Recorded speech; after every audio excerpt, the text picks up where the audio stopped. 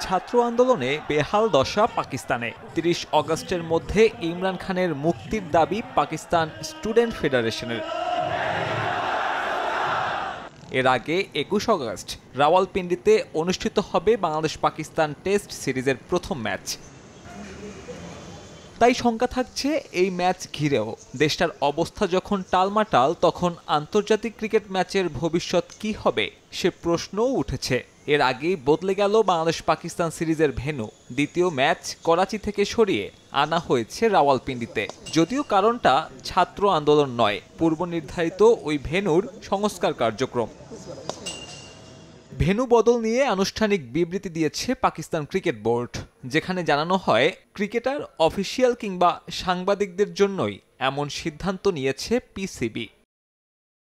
নির্ধারিত সময়ের মধ্যে ভেন্যু তৈরির বিষয়ে আমাদের নির্মাণ বিশেষজ্ঞদের সঙ্গে কথা হয়েছে। তারা জানিয়েছেন খেলা চলাকালীন যখন নির্মাণ কাজ চলবে সে শব্দ ক্রিকেটারদের সমস্যায় ফেলবে। এছাড়া নির্মাণ কাজের ধুলো খেলোয়াড়, অফিসিয়াল, ব্রডকাস্টার ও মিডিয়াকেও সমস্যায় ফেলবে।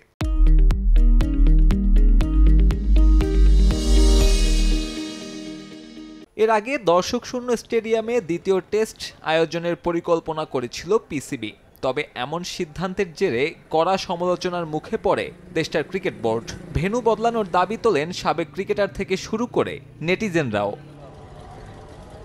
এদিকে অক্টোবরের শেষ নাগাদ এই করাচিতে টেস্ট খেলার কথা রয়েছে ইংল্যান্ডের। সংস্কার কাজ চলায় নির্ধারিত সে ম্যাচ অনুষ্ঠিত হতে পারবে কিনা তা নিয়েও সন্দেহ রয়েছে।